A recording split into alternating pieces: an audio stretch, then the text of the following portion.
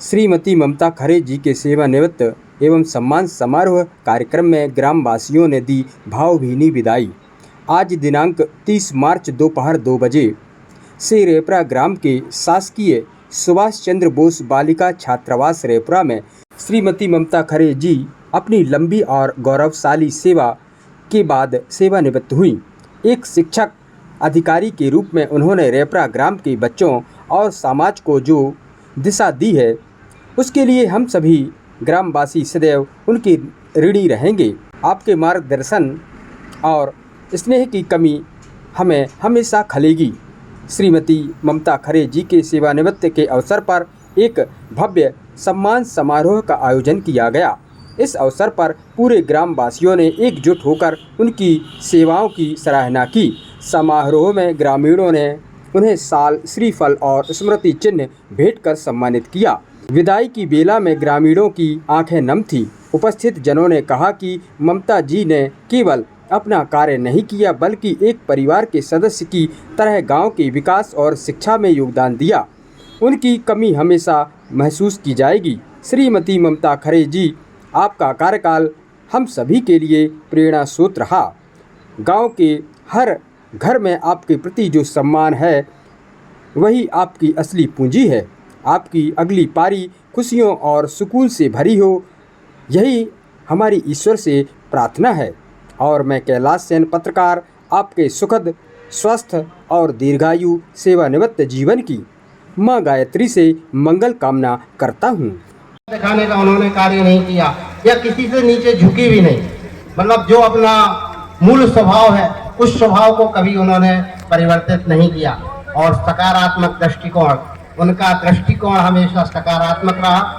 घटना में आपको बताता हूँ, हमारे घर में एक कार्यक्रम था।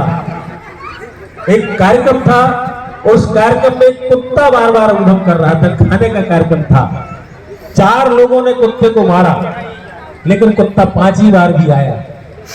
वहां चाची मौजूद थी। वो उठी और उन्होंने क्या बोला, उसको सुनकर अंतर आत्मा और रोंगटे खड़े हो गए। बोले कहाँ जाएगा? खाना देखकर तो वो यही आएगा ना, कहाँ भगा दोगे, काय को मारते हो, खाने देते।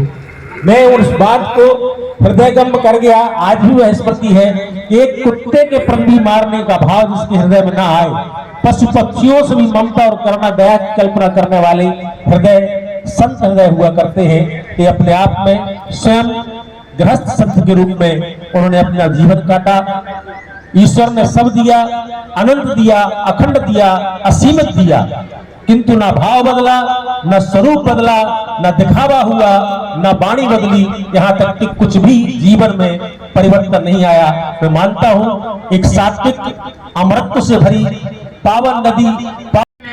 विज्ञान की भाषा में कुछ शब्द बोलता हूँ। जैसे पहली विशेषता है उत्प्रेरक। उत्प्रेरक वो पदार्थ होता है जो कभी रासायनिक क्रिया में भाग नहीं लेता, लेकिन उसकी उपस्थिति से ही अभिक्रिया की दर घट जाती है और बढ़ जाती है।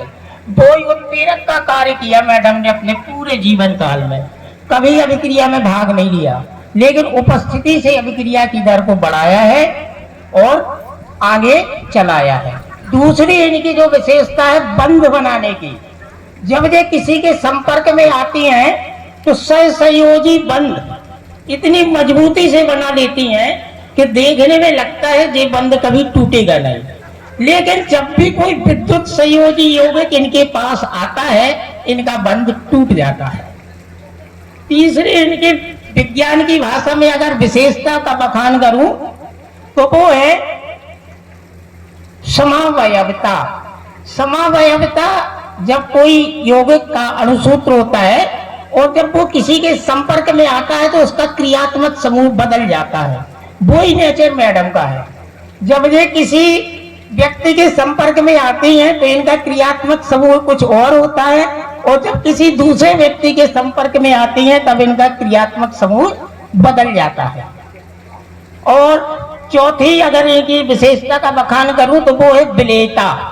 जिस प्रकार से सभी पदार्थ, चाहे वो बच्चे हों यानी अमली हों, अमली यानी बच्चे हों, और क्षारी यानी बूढ़े हों, और उदासीन यानी युवा हों, सब में विलय हो जाना। पूर्ण तरह से सभी विलायकों में ये विलेय है, लेकिन इनकी विलेयता धीरे धीरे धीरे धीरे घटने लगती है।